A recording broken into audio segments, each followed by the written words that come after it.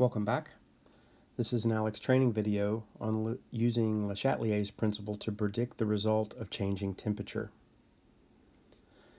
If you remember that it's not just matter that's changed in a chemical reaction, but it's also energy.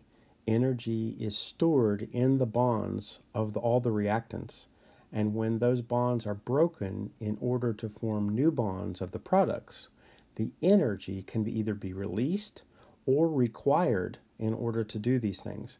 So you have an endothermic or an exothermic reaction, almost always when you have a chemical reaction. Endothermic means that if you remember, endo means that the reactants have a lower energy in the bonds than the products. And so in order to go from low to high, energy must be sucked right out of the environment. The air molecules' energy are in order to put that energy into those bonds. So that's endothermic.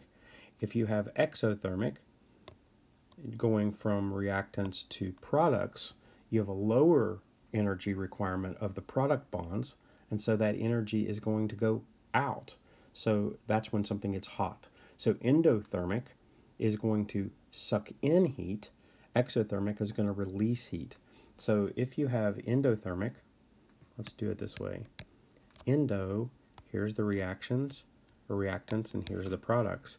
Endo is going to think of heat as a reactant. So endo is reactant plus heat yields products. Exothermic, if you have reactants, it's going to release your heat. So you're going to think of heat as a product. Well, if you think of endothermic as heat being a reactant, and I add heat, then it's just like what we talked about when we were increasing concentration. If you pile up water, it's going to go away from the pile towards the hole. Okay, if you bunch up heat by increasing the heat, it's going to go away from where the increase in heat is towards the other side. So if heat is a reactant, as in endothermic reactions, then if you increase the temperature, you will move it away from reactants towards the product, so it'll shift to the right.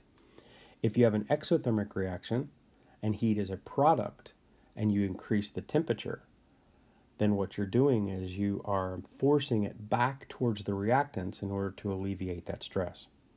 Okay, so once you know what the shift in equilibrium is, then you can look at the concentration or the change in composition that would follow that. And it would be logical once you know what the shift is going to be.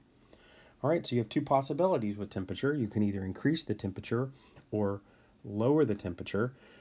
So this is based upon what is your reaction and whether it's endothermic or exothermic. So let's go back to the question. I've got methane in water is yielding hydrogen plus carbon monoxide. Okay, so what is its energy requirements? It says the reaction is endothermic. Well, if it's endothermic, then I am thinking of plus heat, okay, on the left. So I'm thinking of methane plus water plus heat yielding hydrogen plus carbon monoxide. All right, so if I lower the temperature, I'm making a dip in the temperature, then heat must be coming from the products back to the reactants to fill that void. Okay, so then in that case, it's going to move it to the left. Now, what's going to change in composition? So there in this question is the pressure of the carbon monoxide will do what?